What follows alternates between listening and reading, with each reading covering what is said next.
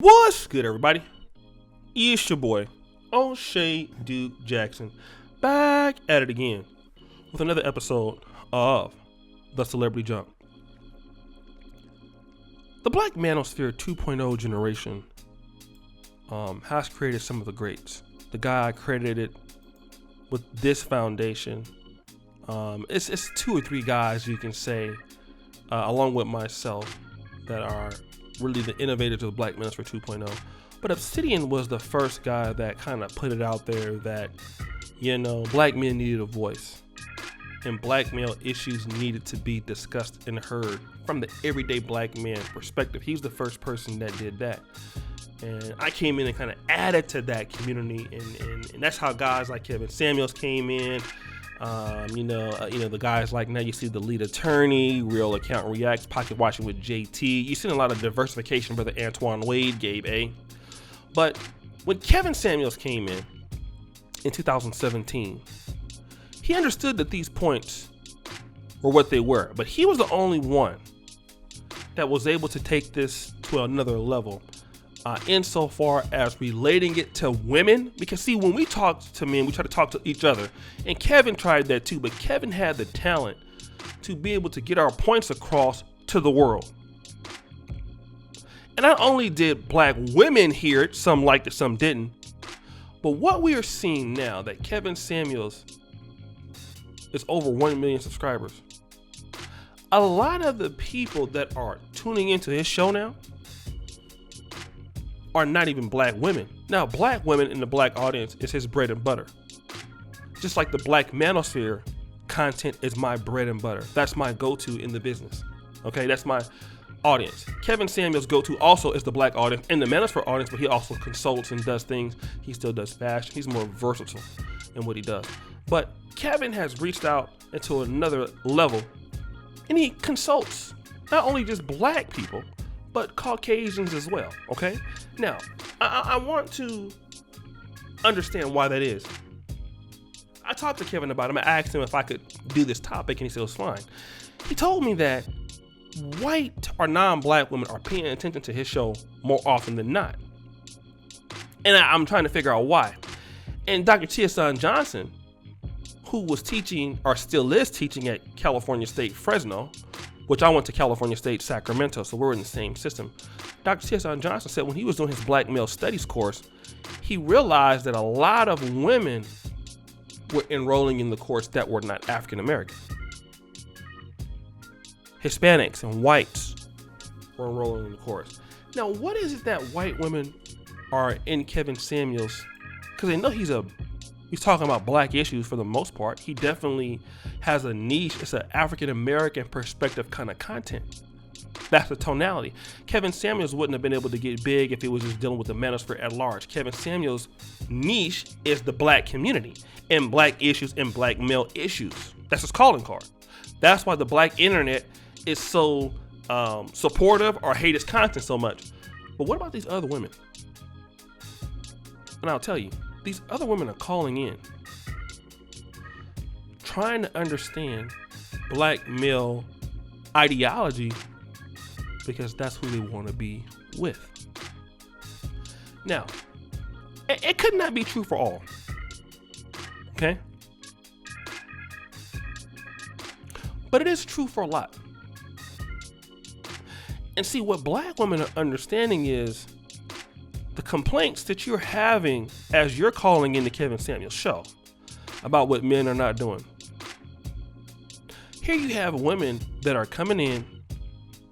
They're seeing the super chats coming in. They're seeing the guys coming in. It's a perfect community for white women to get into the community and find high value black men. Kevin has already been known for hooking up people. Attorney Dennis Sperling met his fiance through Kevin. So white women are also, and non-black women are also doing the same thing. They're just not talking about it as much. And the reality is that sisters find themselves competing against non-black women on a platform that is designed to talk about their issues. And what does that mean? that means that competition is going to be fierce.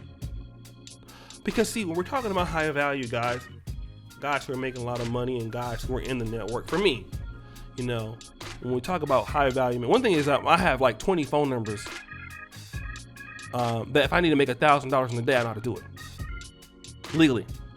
All right, I got those connections in my phone. And a lot of times in our community, we don't appreciate guys that have that, but it's no problem. And I'm gonna tell you why it's not a problem. Because non-black women are going to take those men if you don't want them, or if you don't compete for them. Those women are going to pay for the meetups and the consultations and how to be feminine, because they're going to come in and take those black men from you. That's the reality of what's happening. We're seeing it. Other groups of women who are open to black men are going to do what it takes to understand how to be better wives, how to do this. You might not think that's the truth, but that's what's happening. I even see them commenting on my videos. And anybody knows that, you know, when I do videos in the Black Manosphere, I don't even really make content for women. Even my celebrity junk. I think my celebrity junk would be bigger if it was for everybody. But the fact is, it's not. I'm a niche market celebrity channel. I do my celebrity for men's content. It's red pill celebrity. Okay? But the reality is, you see women over here all the time. A lot of times it's black women, right? And even black women that want to get together. See, a lot of women don't say nothing, but they're trying to get these guys. And whenever men are that, here come the women. And if sisters are not careful, you know, these ladies are trying to come over here and figure out, well, this is going on in the black community, huh? Okay, so I need to do. Same thing when you see folks go to other countries, go to Africa. Foreigners coming to different places. They sit there and look, see what the problems are. Oh, they got the weather that's nice here. I want to stay here. But what gives me some advantages over here? Oh, okay, let me just learn some things out about it. And non-black women that want black men are going to pay attention to the problems so that they can be solutions to those problems. It might not be the best looking lady, but she gonna have her act together. And then when it happens, it's gonna be all kind of names. Oh, well, you black men don't want to build. Y'all always looking to sell out. Listen, I'm gonna tell you like this. And I'm a brother that's pro-black. No man wants to deal with a woman just because she's black. Now, it's preferable that you are black, don't get me wrong. But there has to be something else more than that. What value are you adding to my life? What are you doing to make me happy? What are you bringing to the table as a woman? And if sisters don't do that, and some of them will, like, don't get me wrong, sisters bring something to the table too. But when other groups are looking at those problems, they're looking to take away high value black guys. Because I'm gonna tell you why. Other groups of women get more cooperation from black men. Black men tend to have less rules, okay, more supportive, typically. So they know that.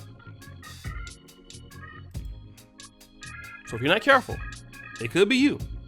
So guys, what do you think? It's your boy, O'Shea Duke Jackson, back at it again with another episode of The Celebrity Junk. I really appreciate you for all that you do. Subscribe, hit the bell. Check out the first comment at the top. Check out the Black Men of Perfect t-shirts. And as you know, the buffoonery remains at an all-time high. I'm out.